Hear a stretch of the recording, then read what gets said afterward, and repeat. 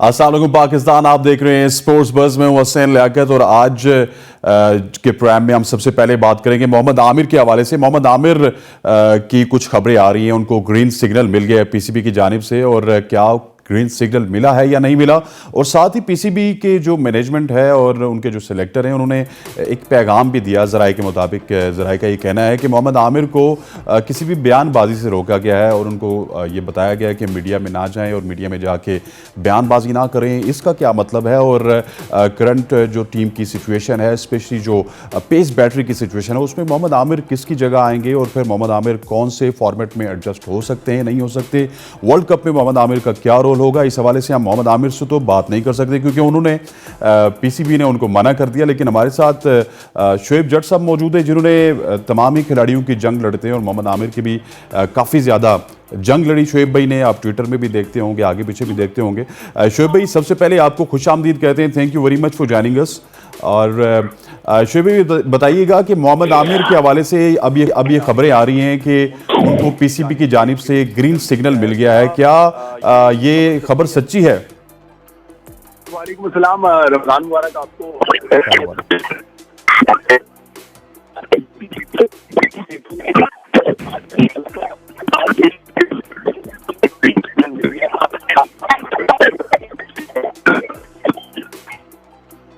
जी शोएब भाई आपकी आवाज डिस्टॉर्शन हो रही है, जरा मुझे वापस बताइएगा। खैर मुबारक शोएब भाई, लेकिन आपकी आवाज में डिस्टॉर्शन आ रही है, कहाँ पे मौजूद है आप? यार सिग्नल का इशू हो रहा है, आई डोंट नो क्या मामला है। अभी ठीक आ रही प्लीज। तो जब नजम सेठी चार्ज संभाला तभी मोहम्मद आमिर को सिग्नल मिल गया, तो और उस सिग्नल अब याद होगा वो हाई परफॉर्मेंस सेंटर में जाके ट्रेनिंग उन्होंने की थी और फिर बात जो है ना बहस छिड़ गई थी। उसके बाद आमिर जो है वो चाहते थे कि पहले वो जो है दोबारा से चीजों को चेक कर लें, और पीएसएल में आपने देखा कि उनका इम्पैक्ट नजर भी आया। तो यकीनी तौर पर पाकिस्तान टीम को उनकी जरूरत है व्हाइट बॉल क्रिकेट में और उनको वापस आना चाहिए। अच्छा, उनको वापस आना चाहिए, लेकिन शोएब भाई अब जिस तरह बात हो रही है कि उनको बयानबाजी से रोका गया, तो इसकी क्या वजह है कि मोहम्मद आमिर को प्रिसाइसली बयानबाजी से भी रोका गया और उनके मैनेजर को फोन करके कहा गया कि आप किसी किस्म की बयानबाजी ना दें? देखिए, ये माजी में भी होता रहा है, कोई नई बात नहीं है। मुझे याद है कप्तान तब भी पाकिस्तान क्रिकेट बोर्ड ने उस वक्त के जो चेयरमैन थे उन्होंने कहा था कि आप जो है ना इतने ज्यादा बयानात ना दिया करें, और थोड़ा सा जो है वो आप बोलते हुए ज्यादा बोल जाते हैं। जहां तक मेरी सलाह देंगे उस टाइम उनको भी कहा गया था, माजी में और क्रिकेटर्स को भी कहा जाता रहा है। हाल ही में आप देखें जो है वो बाबर आजम को लेके भी कुछ इस तरह की इत्तलात आती रही हैं।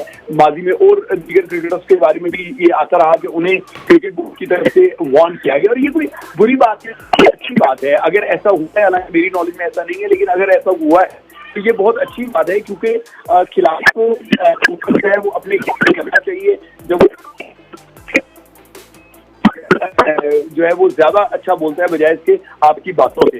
तो आमिर वैसे भी एक्शन पे बिलीव करते हैं और उनका एक्शन जब होगा पूरी दुनिया उनके गुण गाएगी। अच्छा, पूरी दुनिया उनके गुण गाएगी, लेकिन कहीं आपकी जो नई मैनेजमेंट कमेटी है इन्होंने इस वजह से तो मोहम्मद आमिर को मना नहीं किया कि क्योंकि मोहम्मद आमिर पिछली जो पीसीबी की मैनेजमेंट है उस पर बड़ी तनकीद करते थे, खुल के तनकीद करते थे, तो इन्होंने कहा चले ग्रीन सिग्नल भी दे देते हैं और आमिर को थोड़ा सा चुप भी करवा देते हैं, या फिर मामला तकरीबन डन है आमिर के? मैं ये समझता हूँ, ये मैं अपनी अंडरस्टैंडिंग की बात कर रहा हूँ। उस इंटरव्यू को इतने ज्यादा तरीके से मैनिपुलेट किया गया कि शायद आमिर जो है वो उनके अपने तमाम साथी को बहुत ज्यादा इज्जत करते हैं, और ऐसा कुछ भी नहीं था। वो एक इंटरव्यू था, एक सवाल था, एक बॉलर के बारे में सवाल पूछा जाता है तो उसी तरह का था जो है। एग्रेशन अगर नहीं होगी क्रिकेट को लेके, लेकिन बहुत सारे लोगों ने उसको पर्सनलाइज करना शुरू कर दिया।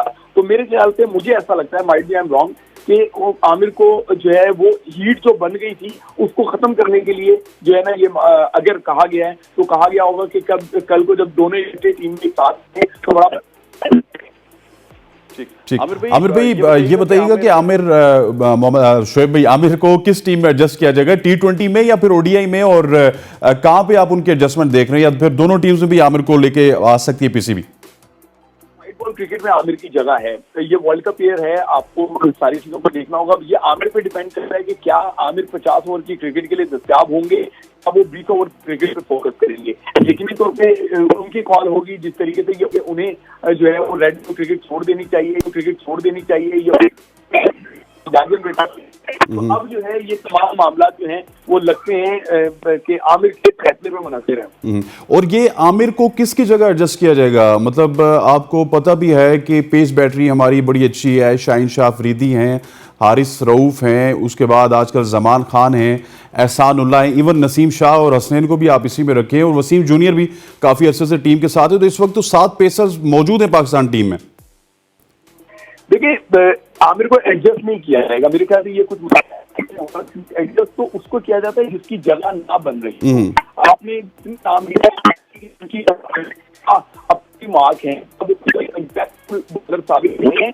ये बात सही है कि एहसानुल्लाह के आने के बाद है वो आप समझते हैं कि हारिस रऊफ का एक बैकअप आपके लिए तैयार हो गया, लेकिन हारिस रऊफ ने जिस तेजी से अपने आप को मनवाया है, अभी टाइम लगेगा एहसानुल्लाह को मनवाने के लिए। एहसानुल्लाह एक कमजोर हरीफ के खिलाफ जो है वो इसी तरीके से बहुत सारे खिलाड़ी हैं, बहुत सारा जो है ना चांसेस थे, लेकिन इम्पैक्ट नहीं डाल पाए। आमिर हमेशा से मैच विनर रहे हैं। हम 2009 का T20 वर्ल्ड कप ले लें या 2017 की चैंपियंस ट्रॉफी ले लें, आमिर ने अपना इम्पैक्ट हमेशा दिखाया है, तो इसलिए मेरे ख्याल से आमिर की जगह बनती है। अच्छा, ये वर्ल्ड कप के दौरान हमें एक्सपीरियंस की जरूरत पड़ जाती है, ये शुभ हमने पहले भी देखा, क्योंकि मोहम्मद आमिर एक ऐसा एसेट है जिनको यूटिलाइज किया जाना चाहिए था 4-5 साल से। हमने काफ़ी दफ़ा देखा है 3-4 साल हमें कोई भी टैलेंट याद नहीं आता, एक्सपीरियंस याद नहीं आता, लेकिन जो ही वर्ल्ड कप के करीब होते हैं हमें एक्सपीरियंस भी याद आ जाता है और फिर हमें पता चलता है बंदा भी हमारा बड़ा टैलेंटेड है। तो ये ज्यादती नहीं होती प्लेयर के साथ भी और फिर टीम के साथ भी कि आप 3-4 साल बाद किसी भी बंदे को उठा के फिर वर्ल्ड कप खिला दें?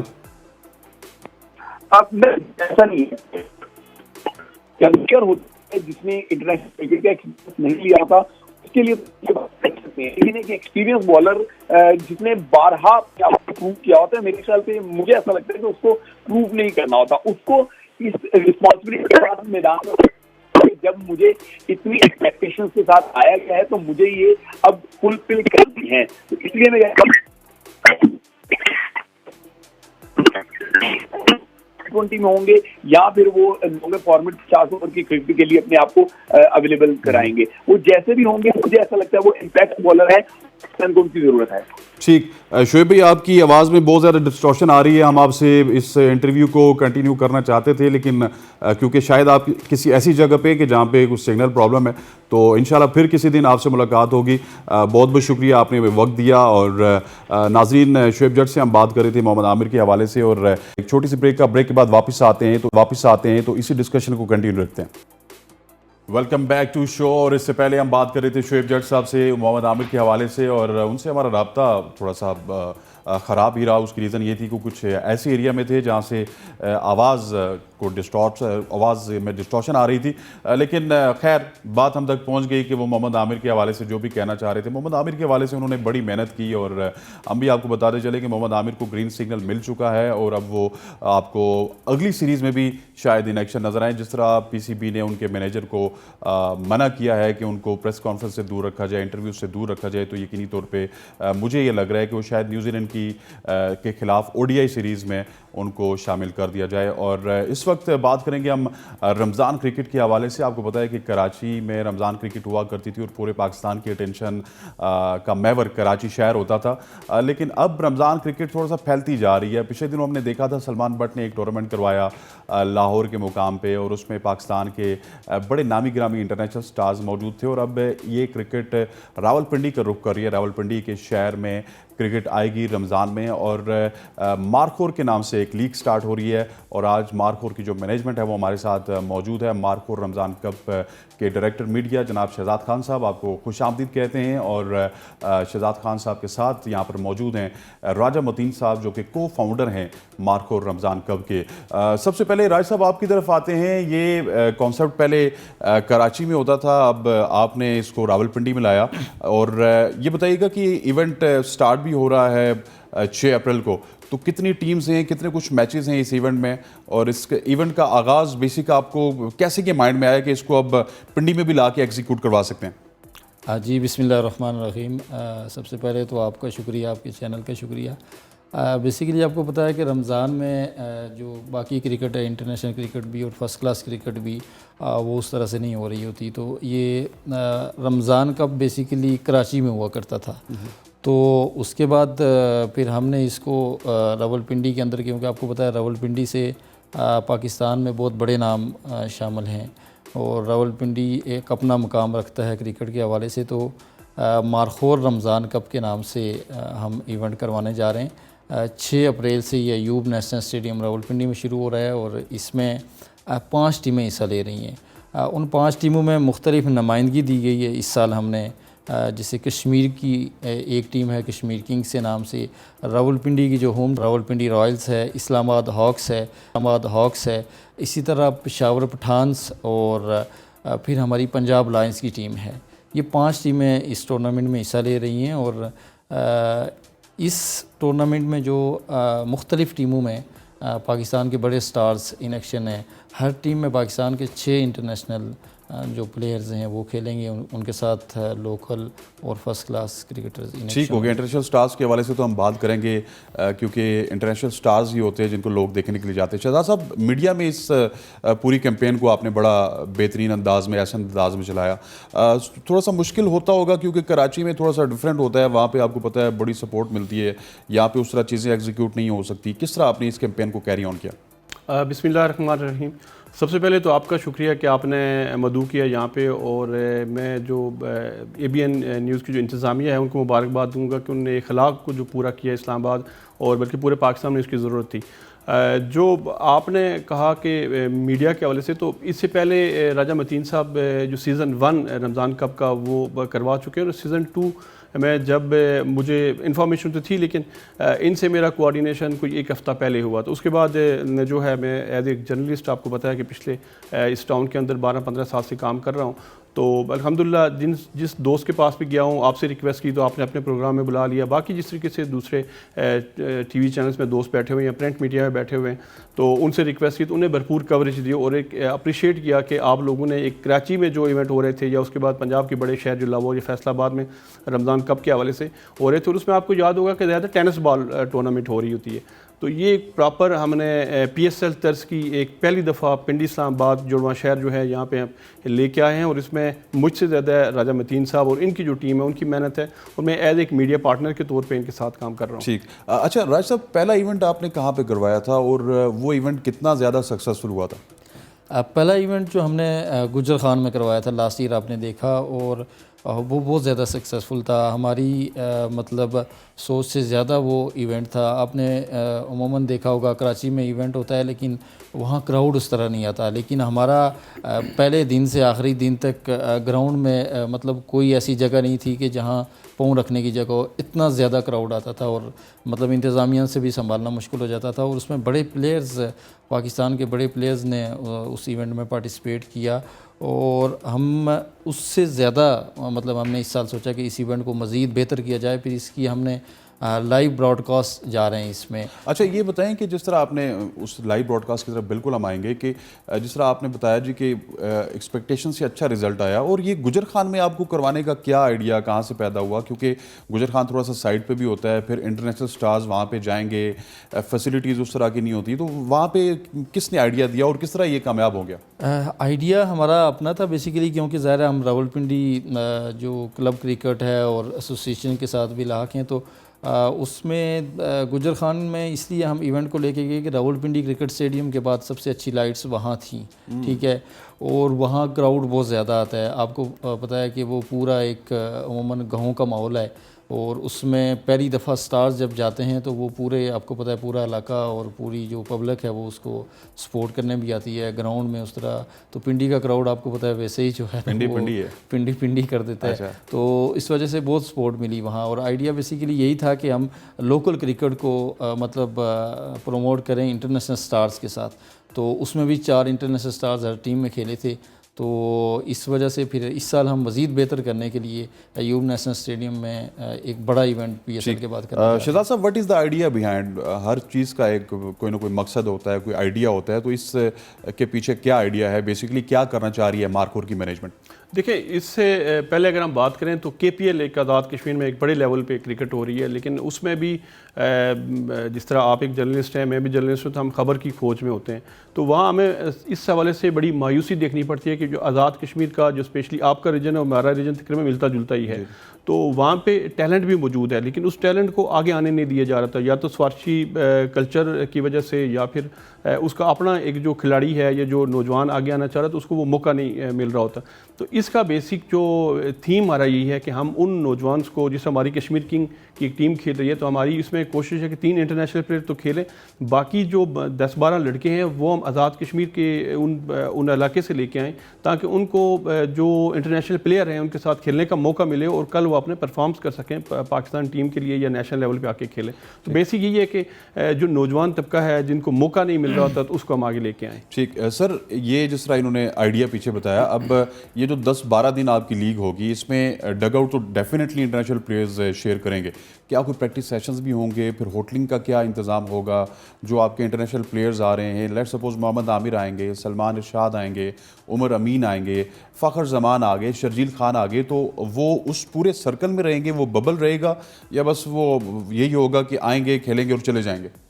नहीं, बड़ा अच्छा सवाल है आपका। इसमें देखें, कोई भी इवेंट करने के लिए उसके पीछे बहुत सारी मेहनत होती है, तो इसमें बेसिकली हमारी कश्मीर किंग्स 2018 से जो है क्रिकेट एक्टिविटीज़ के अंदर आज़ाद कश्मीर में क्रिकेट को प्रमोट करने में बड़ा किरदार अदा किया। हमारे चेयरमैन हैं निसार अहमद शाइख साहब, वो पूरी हमारी एक मैनेजमेंट है, टीम है, इसमें सिक्योरिटी के हवाले से, फिर आर्मी हेरिटेज फाउंडेशन के तावन से हो रहा है, तो वहाँ सिक्योरिटी का जो है ना वो इशू नहीं है। डग आउट अलग हैं प्लेयर्स के लिए और क्राउड के लिए अलग है, फिर होटलिंग 5 स्टार होटल में हम जो पाकिस्तान के इंटरनेशनल स्टार्स हैं तमाम टीमों में उनको रिहाइश दे रहे हैं वहाँ पे, और इसी तरह प्लेयर्स की बैठने के लिए उनके प्रैक्टिस सेशन जो है वो मैच से पहले भी होंगे, वहाँ नेट मौजूद हैं, तो प्रॉपर एक सिक्योरिटी, जैसे आप मतलब PSL देखते हैं, सेम लाइक मिनी PSL। और वो जो लेट सपोज इस्लामाबाद हॉक्स की टीम है या रावलपिंडी हॉक्स की है, वॉट एवर जो भी है, कश्मीर की टीम है,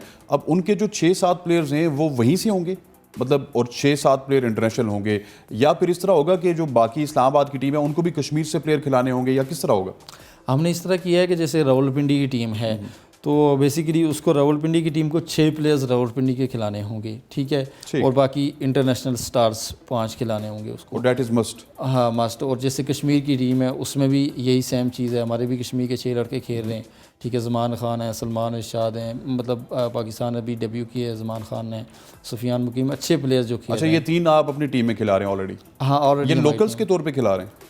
ये लोकल्स में भी आते हैं और इंटरनेशनल में भी आ जाते हैं। तो ये दोनों कैटेगरीज में होंगे, या ये ना हो ना कि आपकी टीम बड़ी तगड़ी हो जाए कि आप उधर से सलमान इरशाद को ले आएँ, सुफियान मुकीम को ले आएँ, ठीक है, और साथ ज़मान खान को ले आएँ? हमारी टीम में आसिफ अली खेल रहे हैं, उस्मान कादर खेल रहे हैं, आबद अली खेल रहे हैं, उसके बाद इफ्तिखार अहमद खेल रहे हैं, और इस तरह बड़े नाम हैं हमारे। तो मतलब आप तो 8 के साथ जाएंगे, ये तो ज्यादती होगी ना सर? देखिए, जो सलमान इरशाद हैं, सलमान इरशाद, ज़मान खान, इनको हम एज ए कश्मीरी भी कंसिडर करते हैं, ये कश्मीर से हैं, तो ठीक है, उनका एक अपना बैकग्राउंड है, एक अच्छे प्लेयर हैं, लेकिन हम उन्हें एज ए, वो टेप बॉल में होता है ना कि फ्लां प्लेयर को ओपन तस्वर किया जाएगा, इनके ऊपर होता है कि ये ओपन तस्वर होते हैं, मैनेजमेंट में आते हैं तो थोड़ा हमें ऐश तो होगा। ठीक, तो इस हवाले से वो एज ए कश्मीरी हमारे साथ, ठीक। ये बताइएगा कि कितना ज़्यादा लोकल टैलेंट को फ़ायदा होगा आपकी लीग से? हमने देखा है बहुत सारी लीग्स होती हैं यहाँ पे, कश्मीर प्रीमियर लीग वाले भी हमारे दोस्त हैं, हमारे साथ बैठते हैं वो, लेकिन वो एक ब्रांडेड लीग बनती जा रही हैं, उसमें लोकल टैलेंट को इतना फ़ायदा नहीं होता, बस नाम का होता है कि कश्मीर का एक इमर्जिंग उठा लिया, एक जो है वो सिल्वर कैटेगरी में कोई कश्मीर का उठा लिया। तो इसमें आपका बेसिक कॉन्सेप्ट क्या है कि किस तरह कश्मीर के लोग, रावलपिंडी के लोग, लाहौर के लोग, या इवन पेशावर की मैं टीम देख रहा था, वो अपने लोकल टैलेंट को उनका किस तरह फ़ायदा उठाएंगे? देखिए, जो KPL में जो आपने कश्मीर की बात की ना, तो उसमें मैं ये समझता हूँ जो रावलाकोट की टीम है या बाग की है जो भी है, तो उसमें जो कश्मीर का लड़का खेल रहा था तो उसको 12वां या 14 नंबर दे दिया जाता है, वो रस्सी के बाउंड्री के उस पार होता है, पानी पिलाने के लिए या इमरजेंसी के लिए कोई चीज़ चाहिए हो तो, या अगर उसका नंबर उस टीम के 11 जो प्लेयर्स खेल रहे होते हैं उसका नंबर भी है तो उसका 10वां या 11वां नंबर है, तो उसका वो टैलेंट उस तरीके से सामने नहीं आ रहा होता। हम इस दफ़ा ये कर रहे हैं कि अगर हमारा कोई खिलाड़ी जो फॉर एग्जाम्पल अगर सलमान इरशाद है, उसको वो ज़रूरत तो नहीं है, वो ज़ाहिर है कि PSL खेल चुका है, उसका अगला राउंड इंटरनेशनल क्रिकेट है, लेकिन हमारी कोशिश यही होगी कि हम ऊपर के लेवल पे तो ठीक है, हम अपने लड़के खिलाएं, लेकिन 5वें 6वें नंबर तक जो पीछे जो लोकल जो लड़का है जो कश्मीर से आके तो इन इंटरनेशनल प्लेयर के साथ कम से कम एटलीस्ट 11 खिलाड़ियों में शामिल हो और ग्राउंड के अंदर रह के जो 20 ओवर का जो मैच है उसमें पूरा वो अपनी परफॉर्मेंस करे, चाहे वो बॉलर है, चाहे बैट्समैन है, चाहे अच्छा कीपर है, हम ताकि उसको उन इंटरनेशनल खिलाड़ियों के साथ एक मौका फ्राहम कर रहे हैं कि वो अपनी परफॉर्मेंस वहाँ पे दिखाए और उसमें ये नहीं होगा कि वो बाउंड्री के बाहर ही अपनी सर्विसेज देगा। ठीक, राज साहब ये बताइएगा कि PSL भी हो रही है, KPL भी हो रही है, अब सिंध प्रीमियर लीग भी हो रही है और इतनी ज़्यादा क्रिकेट है, इवन हम देख रहे थे उमर एसोसिएट्स की जानिब से कुछ इवेंट्स हो रहे हैं कराची में भी। आप ये लीग कितना ज़्यादा इम्पैक्ट क्रिएट करेगी लोकल क्रिकेट के लिए? देखिए, इससे पहले भी हमने लोकल क्रिकेट को प्रमोट करने के लिए बहुत सारे इस तरह के इकदाम किए, क्रिकेट एकेडमीज़, फिर कैंप और फिर कश्मीर की टीम को बेसिकली कश्मीर की क्रिकेट को अगर प्रमोट करने में मतलब हमारी जितनी कंपनी और टीम ने मेरे ख्याल से किरदार अदा किया है। KPL का आइडिया भी सारी ये हमारी चीज़ें, तो अब भी हम लोकल टैलेंट के ऊपर ही यकीन रखते हैं क्योंकि ग्रास रूट लेवल से हमारे कश्मीर के अंदर टैलेंट बहुत मौजूद है, टैलेंट की बेपनाह जो आपको पता है कि सलाहियतें मौजूद हैं प्लेयर्स, लेकिन बदकिस्मती से वहाँ वसाइल नहीं हैं, हुकूमती वसाइल भी उस तरह नहीं हैं, वहाँ आपको पता है कि स्टेडियम्स उस तरह नहीं है, एकेडमीज़ नहीं है, कोचेज़ नहीं है, उस तरह का क्रिकेट माहौल नहीं है, इन्वायरमेंट नहीं है। KPL की तर्ज के अगर 3-4 इवेंट होंगे तो मेरे ख्याल से लोकल प्लेयर्स ऊपर आने के चांस होंगे। तो हम भी लोकल टैलेंट को प्रमोट करने के लिए भी ये इवेंट करवाते हैं क्योंकि जब आपके इंटरनेशनल स्टार्स आते हैं तो उनके साथ आपके लोकल प्लेयर्स खेलते हैं तो फिर उनकी मीन स्किल्स का भी पता लगता है और उनके टैलेंट का भी पता लग जाता है क्योंकि जब वो आपस में खेल रहे होते हैं तो उनके टैलेंट का उस तरह अंदाज़ा नहीं लगाया जा सकता। तो जब वो बड़े international star first class PSL level पे जाके खेलते हैं तो फिर उनको पता चलता है कि हाँ हमारे अंदर कितनी कमी है, हम इसको मज़ीद कितना बेहतर कर सकते हैं और उस जो है स्टैंडर्ड को बीट करने के लिए हमें मज़ीद कितनी मेहनत और कितनी रिक्वायरमेंट क्या क्या चीज़ें ज़रूरत होती हैं। ठीक है नाज़रीन, राजा शहजाद साहब और मतीन साहब के साथ शहजाद खान साहब डिस्कशन का सिलसिला जारी है, लेकिन यहाँ पर वक्त हुआ जाता है एक छोटी सी ब्रेक का। ब्रेक के बाद वापस आते हैं तो इनसे पूछते हैं कि फाइनेंसिस और स्पॉन्सरशिप के हवाले से किस तरह अपनी मैनेजमेंट करते हैं। Stay with us. Welcome back to show. इससे पहले बात हो रही थी रमज़ान कप के हवाले से। मार्कोर की मैनेजमेंट हमारे साथ मौजूद है और स्ट्रेट अवे राजा मदीन साहब की जानिब जाएंगे। राजा साहब ये बताइएगा कि आप ये जो फाइनेंसिस हैं ये कहाँ से मीट करते हैं और स्पॉन्सर्स आप नहीं मिले? देखिए जो क्रिकेट एक एक्सपेंसिव खेल है, आपको पता है कि बहुत महंगा खेल है, तो इसमें चाहे खिलाड़ी हों या टूर्नामेंट हों वो तो बहुत कॉस्टली आपको पता है होते हैं। तो डेफिनेटली स्पॉन्सर्स के बाद कोई भी इवेंट मुमकिन नहीं होता। इसमें ज़ाहिर है आपकी तरह के हमारे कुछ दोस्त हैं रियल एस्टेट्स के और कुछ कंपनीज़ जो हमें स्पॉन्सर्स कर रही हैं ये इवेंट, और ज़्यादातर जो है हमारी मैनेजमेंट जो है ख़ुद ही ये एक्सपेंस उठा रही है एक बड़ा इवेंट करने के लिए। तो ये है कि डेफिनेटली स्पॉन्सर्स का तो बड़ा अहम किरदार। स्पॉन्सर आसानी से मिल जाते हैं या कुछ मेहनत करनी होती है? स्पॉन्सर्स के लिए ज़ाहिर सी बात है आपको मेहनत तो करनी होती है। जब आपके बड़े इस तरह के इवेंट्स होते हैं, बड़े इंटरनेशनल स्टार्स, तो फिर कंपनीज़ और ये मल्टीनेशनल कंपनीज़ हो गई आपकी रियल एस्टेट, तो ये ख़ुद रब्ता करते हैं मतलब अपनी एडवर्टाइजमेंट के लिए भी और चीज़ें भी, तो उसमें फिर डेफिनेटली उनके लिए मौके वहाँ मौजूद होते हैं। ठीक। राज साहब, गवर्नमेंट के लेवल पे किस हद तक सपोर्ट मिल रही है? वैसे हमने देखा है, मैं भी बहुत सारे इवेंट्स मैनेज करता रहा हूँ, तो गवर्नमेंट काफ़ी हद तक जो है ना वो सबसे पहले रेजिस्ट करती है कि किसी तरह इसको टाला जाए, लेकिन जब काफ़ी दबाव उस पर डाला जाता कहते हैं चले जी करवा लें, और बाकी सपोर्ट तो माशाल्लाह से। देखें, जो गवर्नमेंट ऑफ पाकिस्तान की बात तो मैं नहीं करूँगा, जहाँ मैंने किसी से कोई रब्ता नहीं किया। गवर्नमेंट ऑफ AJ के जो है उसमें हमारा अपना एक असर रसूख कह लें या हमारे रब्ते वहाँ पे अच्छे हैं, क्योंकि मेरे ही मीडिया ग्रुप से अभी जो प्रेस सेक्रेटरी गए हैं वो वज़ीर-ए-आज़म के साथ गए हैं, वो आपको पता है। तो हमारी कोशिश होगी कि गवर्नमेंट ऑफ AJ के हमें इस बारे में सपोर्ट भी करे, स्पॉन्सर भी करे, और जो प्राइम मिनिस्टर ऑफ AJ के हैं सिद्धार्थ अनवीर इलियास खान साहब, हम जो जिस दिन ओपनिंग कराएं तो हमारी पूरी कोशिश है कि हम उनको वहाँ पे बुलाएं। अच्छा, तो गवर्नमेंट के कौन स्पेसिफिक डिपार्टमेंट जो स्पोर्ट डिपार्टमेंट है या किसी से कोई रब्ते में है? क्योंकि आप यू पार्क में करवा रहे हैं तो कोई ना कोई तो आपसे रब्ते में होगा। नहीं, हमने रब्ता किया है, लेकिन आपको पता है कि गवर्नमेंट के लिए ये 2 महीने पहले पूरी उनके पास प्रपोजल जाती है और चीज़ें जाती हैं, फिर वो अप्रूव करने तक आपको पता है कि गवर्नमेंट का सेटअप तो आपको बेहतर समझते हैं, तो वो मेरे ख्याल 6 महीने तो फाइल पुटअप होने के लिए लग जाता है। तो इस तरह का अभी तक गवर्नमेंट ने ख़ुद भी कोई रब्ता नहीं किया, और हमारी तरफ से एप्लीकेशंस तो गई हैं लेकिन कोई रिस्पांस उस तरह नहीं आया। हाँ, टैग की हद तक सिर्फ जो है ना उनका टैग किया तक है। अच्छा सर, टीम्स की तरफ वापस आते हैं। अब बात हुई थी टीम्स की कि उसमें इंटरनेशनल स्टार्स कितने खेलेंगे, लोकल स्टार्स कितने खेलेंगे, कोई इमर्जिंग कैटेगरी भी है आपके? हाँ, हम देखते होते हैं इमर्जिंग कैटेगरी में जब भी लड़का डेब्यू करता है पाकिस्तान की तरफ चला जाता है, PSL में अगर डेब्यू करे, इवन KPL में अगर इमर्जिंग कैटेगरी में आ जाए, वो PSL में आ जाता है, तो आपका कोई इमर्जिंग कैटेगरी वाला सिस्टम है जिसमें यंग लड़का आ सकता है? बिल्कुल, हमारी कोशिश है कि हम हर उस नौजवान को मौका फराहम करें। देखें, इसमें तो अभी ये हमारा सीज़न 2 चल रहा है, इससे जो सीज़न 3 होगा तो हम एज एक टीम अब काम शुरू कर दिया है। तो अगले साल अगर हम बशर्ते ज़िंदगी आपके सामने बैठेंगे तो हमारी एक डिफरेंट पोजीशन होगी, मैं उसमें जो बात कर सकूंगा। अभी ज़ाहिर है मुझे इस पूरे टूर्नामेंट को देखे हुए टोटल एक हफ़्ता हुआ है, तो उसमें जो ज़्यादा मैनेजमेंट की चीज़ें हैं इनके पास हैं, राजा मतीन साहब के पास। आप बताएं जी। बिल्कुल। बस शहजाद साहब से अब सवाल ही नहीं पूछना हमने। ये बरकत के लिए बैठे हुए हैं। मीडिया को ज़्यादा बेहतर अंदाज में आपकी चीज़ें भेज सकते हैं। बेसिकली हमने बिल्कुल इसमें कैटेगरी रखी हुई है, अंडर-19 के प्लेयर्स इसमें खेल रहे हैं हर टीम में, 2 प्लेयर्स अंडर-19 के इस हर टीम में खेल रहे हैं। तो हमारी जैसे कश्मीर की टीम है उसमें भी 2 अंडर-19 खेल रहे हैं। जैसे आपको पता है कि ज़मान खान KPL खेला था, तो फिर पाकिस्तान सुपर लीग में चला गया और वहाँ से उसको चांस मिला, अच्छी कारकर्दगी बताई। बेसिकली ज़मान तो आपको पता है कि अंडर-16 से पाकिस्तान की तरफ से खेलता हुआ आ रहा है। तो इस तरह की बिल्कुल हमने रखी है कि ज़ाहिर एक बड़ा इवेंट होगा, इसकी नज़र PCB से अप्रूव ज़ाहिर है टूर्नामेंट है, तो इसमें PCB की भी नज़र होगी कि हम यहाँ से प्लेयर्स उठाएं। अच्छा, ये बताएं कि जो प्लेयर्स होते हैं इनसे फ्रेंचाइज रब्ता करती है या फिर मैनेजमेंट रब्ता करती है? क्योंकि प्लेयर हैं, उनसे रब्ता करना मुश्किल काम होता है, कोई आम प्लेयर तो है नहीं, तो कौन रब्ता करता है उनसे, डील कौन डन करता है और क्या पेमेंट्स कहाँ से होती हैं उनको? ये तरीकाकार इसका ये होता है कि जो टीम्स होती हैं और टीम ऑनर होता है वो ख़ुद रब्ता करता है। लेकिन ज़ाहिर सी बात है ये मैनेजमेंट, क्योंकि ज़ाहिर है हमारे साथ रब्ते में होते हैं प्लेयर्स, तो फिर हम उनको बता देते हैं कि ये टीम में स्पेस है, तो वो फिर ज़ाहिर सी बात है सारे प्लेयर्स का एक क्रू आ जाता है। तो उसके बाद वो प्लेयर्स को फिर मुख्तलिफ़ कैटेगरीज़ के अंदर डिवाइड कर दिया जाता है। कोई बैट्समैन है, बॉलर्स है, किसको कौन सा रिक्वायर्ड है, तो उनके साथ रब्ता करके फिर उनको डन कर लिया जाता है। अच्छा, कैटेगरीज आप पहले बता देते हैं कि ये कैटेगरी होगी? जी जी जी, कैटेगरी। और वो कैटेगरी उसमें फ़ीस तयन होता है कि कौन सी फ़ीस किस कैटेगरी तयन होता है? डायमंड की कितनी फ़ीस है? 5 लाख है। डायमंड की 5 लाख है। तो डायमंड में कौन कौन से प्लेयर आते हैं?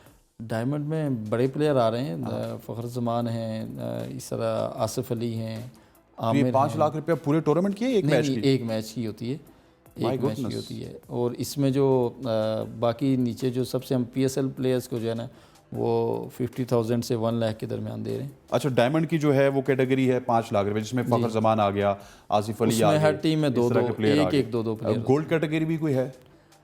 गोल्ड कैटेगरी हमने 3 कैटेगरी रखी हैं और उसमें गोल्ड है, डायमंड है और सिल्वर है, ठीक है। फिर इमर्जिंग आ जाती है। डायमंड 5 लाख का हो गया, तो 5 लाख है। फिर इसी तरह 2 और लाजमी नहीं होता, मतलब ये होता है कि टीम ऑनर की होती है कि कोशिश कम से कम दिए जाएँ, प्लेयर्स की कोशिश होती है कि ज़्यादा से ज़्यादा लिए जाएँ, तो बस वो उनकी नेगोशिएशन चलती रहती है। एक टीम कितने मैच खेल लेती है? 4 टीम, एक टीम जो है 4 मैचेस खेलेगी। मतलब अगर you have Fakhar Zaman, Asif Ali and Iftikhar Ahmed with you, so it's means के 20 लाख रुपए पर बंदे का खर्चा है ऑब्वियसली। फिर इनके होटलिंग है, ट्रेवलिंग है, उसके बाद सिक्योरिटी है, ये सारी चीज़ें छोड़ के बहुत आपको पता है कि एक प्लेयर्स आपको एक हफ्ते में 50 लाख का पड़ जाता है। अच्छा, तो ये प्लेयर्स जितने भी आ रहे हैं इनमें से अब गिनवाए मुझे कि कौन कौन से प्लेयर हैं जो कि आपकी टीम का हिस्सा होंगे? देखिए, जैसे या फिर पूरी लीग का हिस्सा होंगे, क्योंकि हमने तो वैसे भी आना है इंशाल्लाह 6 से लेके 16 तारीख तक। हम कोशिश करेंगे जिस दिन आप हमें बताएंगे कुछ अच्छे स्टार्स आ रहे हैं, आपके इवेंट को हम प्रमोट करने के लिए वहाँ पे ज़रूर आएंगे, उनके इंटरव्यू भी लेंगे, आपका भी मौक़िफ़ जानेंगे। तो ये बताइएगा कि कौन कौन से इंटरनेशनल स्टार्स हैं जो कि आएंगे, क्योंकि हमारे प्रोग्राम के तवज्जुह से यकीनी तौर पर जो लोकल यहाँ का क्राउड है, रावलपिंडी इस्लामाबाद का क्राउड है, वो भी रुख करेगा अयूब पार्क का।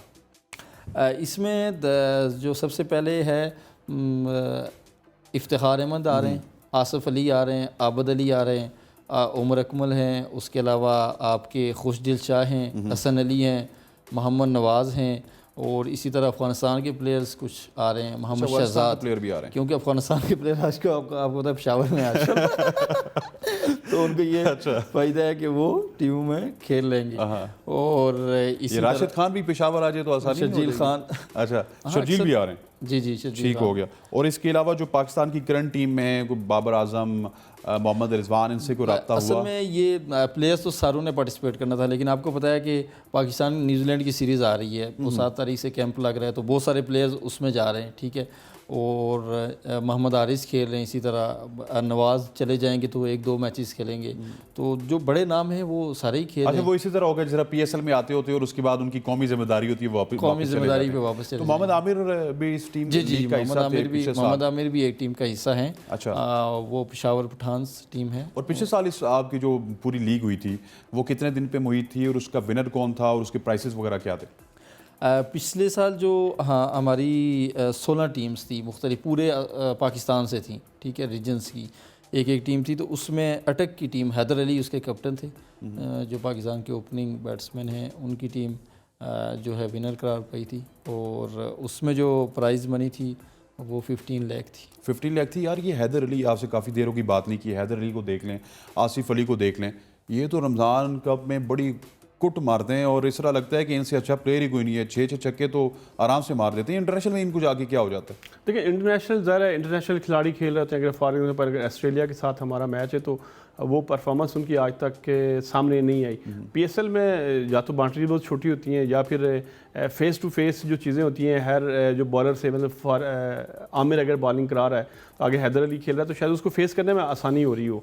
तो जब उसी हवाले से जब ऑस्ट्रेलियन का कोई प्लेयर है या इंग्लैंड का कोई प्लेयर है तो शायद वो कम्युनिकेशन एक गैप भी होता है और एक दबाव भी होता है और क्राउड का भी दबाव होता है। फिर पाकिस्तानी जो हमारी है कि अगर मगर की भी वो सारा अमल दखल होता है। तो इस हवाले से मैं ये समझता हूँ कि हमारे जो नौजवान खिलाड़ी हैं उनको ज़्यादा इंटरनेशनल जो प्लेयर्स हैं उनके साथ खेलने का मौका मिले तो अच्छी परफॉर्मेंस दे सकते हैं। मतलब यहाँ पे तगड़ी बॉलिंग नहीं होती, इस वजह से छक्के लगाते हैं ज़्यादा? नहीं, आप देखें कि पाकिस्तान सुपर लीग दुनिया का मतलब दूसरा बड़ा ब्रांड है।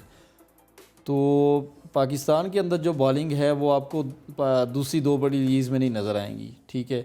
और हमारे पड़ोसी मुल्क में भी आपको पता है एक बड़ी लीग है, तो उसमें भी उस तरह बॉलर्स की मतलब वो कैटेगरी और वो चीज़ और वो क्वालिटी नहीं नज़र आएगी जो पाकिस्तान सुपर लीग में आएगी। दुनिया के बड़े बड़े बैट्समैन पाकिस्तान सुपर लीग को जो है प्रेफर करते हैं, क्योंकि पाकिस्तान सुपर लीग में जो बॉलिंग है वो सबसे अच्छी है।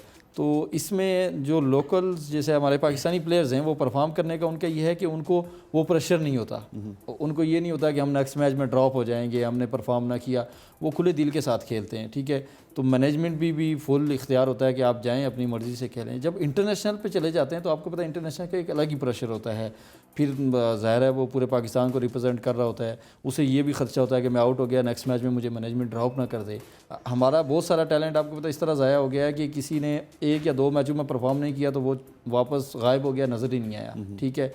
तो मेरे ख्याल से प्लेयर्स को फ्री हैंड देना चाहिए। प्लेयर्स को फ्री हैंड देना चाहिए। राज साहब, प्राइस वगैरह क्या रखा है और क्या कुछ देंगे प्लेयर्स को? सिर्फ फ्री हैंड देंगे या कुछ अच्छे प्राइजेज होंगे? फिर उसमें तो जो जीतने वाली टीम है तो हमने उसको 1 मिलियन से ऊपर मतलब अमाउंट रखी हुई है और जो रनर अप है उसको ऑलमोस्ट 600,000 उसके लिए रखी है। उसके बाद मोबाइल्स गिफ्ट हैं और दीगर 50 मिलियन के करीब मैंने टोटल एक्सपेंसेस। अच्छा, ये total expenses, total price 50 million total price है। उसमें देखें प्लेयर्स के मैन ऑफ द मैच हैं, जैसे हम मोटरसाइकिल दे रहे हैं, जो बैट्समैन बॉलर्स हैं उनको 2.5 लाख जो है वो दे रहे हैं, ठीक है। और इसी तरह मैन ऑफ द मैच हैं। फिर उसके बाद बेस्ट जो हैट्रिक अवार्ड है। अच्छा, आपने भी वो काम किया हुआ जिस तरह वो टेप बॉल में काम करते हैं कश्मीर के ज़्यादातर टूर्नामेंट्स होते हैं ना, उसमें ये होता है कि जब देखते हैं कि टेप बॉल के स्टार्स आ रहे हैं ना, वो उनकी फीसेस 10 लाख रुपए बन रही होती हैं और इनाम 50,000 होता है। यार मतलब जो बंदा 1 करोड़ रुपया टीम पे लगाएगा उसको आप 10 लाख रुपए दे रहे हैं? नहीं, 10 लाख तो नहीं देंगे, इसमें बेसिकली हम 15 लाख दे रहे हैं और विनर को। लेकिन आपको पता है कि ये प्राइज मनी पे नहीं होता सारा। आपको पता है कि PSL में भी आप लेकिन देखें ना, चीज़ें तो कमर्शियल हो गई। मतीन साहब, आप माने कि PSL में जितनी भी फ्रेंचाइजेज हैं उनको पता है कि उनकी इनकम का जो PSL की इनकम है उनका 95% उनको मिलता है, तो इस वजह से वो अच्छे प्लेयर लाती है, परफॉर्म करती हैं। तो आपको इसको कमर्शलाइज करने के लिए ना कुछ स्पॉन्सर्स को इस तरह इंडक्ट करना पड़ेगा, इंक्लूड करना पड़ेगा कि ताकि ये थोड़ा सा कमर्शियल हो जाए और जब चीज़ कमर्शियल होगी ज़्यादा बिकेगी। बिल्कुल आपकी बात बिल्कुल ठीक है, लेकिन ज़रा स्पॉन्सर्स जब इन्वॉल्व होंगे तो ज़ाहिर सी बात है हम इनाम प्राइज़ और ये सारी चीज़ें इसको डबल कर देंगे। लेकिन ज़ाहिर सी बात है अभी ज़रा हम अपने एक्सपेंस है जो छोटे मोटे स्पॉन्सर्स हैं उनके ज़रिए कर रहे हैं, तो जितना हम वो कर सकेंगे पहले साल वो करेंगे, फिर next year step by step इंशाल्लाह इन चीज़ों। अच्छा, आखिर क्योंकि अब हमने क्लोज भी करना है प्रोग्राम को, ये बताइएगा कि नौजवान आपको किस तरह अप्रोच करें? कोई लड़का खेलना चाहता है और अगर कोई लड़का इस्लामाबाद से है, कोई कश्मीर से है या इवन कोई पेशावर से है और he is a good player और उसकी अपनी टीम तक अप्रोच नहीं है, तो वो किस तरह आप तक अप्रोच कर सकते हैं और आप फिर उसको उस टीम में शामिल कर सकते हैं? क्या कोई प्रोसीजर है? देखिए, इसमें तो हम अपना जो सोशल मीडिया वो भी यूज़ कर रहे हैं और अखबारात और प्रिंट इलेक्ट्रॉनिक मीडिया भी। लेकिन इस वक्त जो सूरत हाल है वो तो ज़रा 5 टीमों के खिलाड़ी पूरे हैं और इस वक्त तो मुश्किल होगा। मेरे साथ ज़ाती तौर पर बहुत सारे नौजवानों ने, कोई मुजफ्फराबाद से, कोई बाग से, रावलाकोट से, पर आज़ाद कश्मीर के जितने भी डिवीज़न है और स्पेशली जो मरी का इलाका, इस हवाले से लोगों ने रब्ता भी किया कि हम अपनी टीम खिलाना चाह रहे हैं। लेकिन ज़ाहिर हम एक चीज़ इतने बड़े सेटअप में करना जा रहे हैं, तो उसमें अभी नई टीम को एंटर करना या नए लड़के को खिलाना बहुत मुश्किल होगा। लेकिन नेक्स्ट है हमारी ये कोशिश की, पहले भी हमारा ये प्लान था कि हम इसको 6 या 8 टीमें रखें, लेकिन बीच में ये बारिशों का जो सिलसिला है उसकी वजह से हमने 3 तारीख से 6 तारीख को इसको लेके गए और फिर टीमें कम की। तो अगले साल इंशाल्लाह उसको जो है हम उनको टीमों में ज़्यादा करेंगे। अच्छा, मुझे याद आई जिस तरह क्रिक्स लैब मेरे ख्याल आपके साथ है, क्रिक्स लैब हमारे साथ था 2020-21 में, हमने एक इवेंट करवाया था, तो उसमें पूरे पाकिस्तान से हमने कोई मेरा ख्याल 25,000 प्लेयर रजिस्टर करवाया था। तो उनसे कोई रब्ता कर लेते, प्लेयर रजिस्टर होते। देखें, जब प्लेयर रजिस्टर होगा मतीन साहब और वो ये बताएगा, जिस तरह उस्मान खान ने बताया जी कि मैं कराची में रमज़ान कप खेल के ऊपर आया हूँ, वो जब बताएगा यार कि मैं मारखोर लीग खेल के रमज़ान कप, वो फलां वाला, वो मतीन साहब वाला वहाँ से ऊपर आया, तो एक ब्रांड आपका बनता है ना, वो ब्रांडिंग होती है आपकी कि यार हाँ इस कप से बड़ा प्लेयर भी बना था। तो उस तरह की कोई मतलब करें, कुछ पूल बनाएं या कुछ इस तरह का अप्लाई करवाएं लड़कों से ताकि नए लोग आगे आएँ। इस तरह का कोई प्लान है आपके पास? बिल्कुल इस तरह का प्लान है। ये आपको पता है कि एक तो टाइम फ्रेम बहुत कम है, फिर बारिशें हैं और रमज़ान था, तो हमारा शॉर्ट मतलब बहुत मुख्तसर वक्त में इसको प्रोग्राम हुआ कि एक बड़े इवेंट को ऑर्गेनाइज़ किया जाए।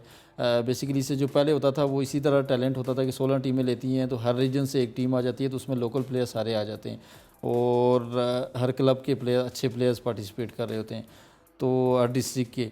तो अब हमारा जो प्रोग्राम होगा नेक्स्ट ईयर, वो अभी से हम प्लानिंग शुरू कर देंगे। इसकी ज़ाहिर सबसे पहले रजिस्ट्रेशन होगी, फिर इसके हर सिटी में जो है ट्रायल्स होंगे, ट्रायल्स के ज़रिए प्लेयर्स ऊपर आएंगे, उनके आपस में जब मैचेस करवाएंगे, उनके अंदर जब उन प्लेयर्स के टैलेंट निकलेगा तो उसमें से जो प्लेयर्स होंगे वो हम फिर ड्राफ्टिंग में इन 5 टीमों में जो है ना वो रखेंगे पाकिस्तानी स्टार्स के साथ। तो डेफिनेटली हमारी चीज़ें हैं, लेकिन एक ये भी प्रोसेस है। आप क्रिक लैब से बात कीजिएगा ना, तो उनके प्रोसेस ये है कि आप पूरे पाकिस्तान से अप्लाई करें, ठीक है, आप अप्लाई करते रहेंगे और आपकी जो है ना वो ट्रायल बेस कर लें या कुछ इस तरह कर लें, या फिर जो भी बड़ा अच्छा प्लेयर है हमारा क्रिक लैब के साथ भी है, बाकी भी डोमेस्टिक का जो प्लेयर है, आपको पता है डोमेस्टिक का प्लेयर है, लेट्स सपोज कि आमिर जमाल है, तो उसका नाम आ गया, उसने अप्लाई किया, वहाँ से उसको पिक कर लें, इस तरह के कोई सीन कर लें। सर आपने हमें वक्त दिया, आपका बहुत बहुत शुक्रिया। राजा मतीन साहब और शहजाद खान साहब आपका भी बहुत बहुत शुक्रिया जी। रमज़ान कप के हवाले से बात हुई और मारखोर कप अयूब पार्क में खेला जाएगा और 6 से लेके 16 अप्रैल तक इसके मैचेस होंगे अयूब नेशनल पार्क रावलपिंडी में। आपसे भी गुजारिश है ज़रूर जाएँ, वहाँ पे एंजॉय करें और आई थिंक इनकी लाइव ब्रॉडकास्ट भी हो रहा है, तो वहाँ पे भी इनको ज़रूर ज्वाइन कीजिएगा। इंशाल्लाह कल के दिन आपसे फिर मुलाकात करते हैं, तब तक के लिए दीजिए इजाज़त। अल्लाह हाफ़िज़।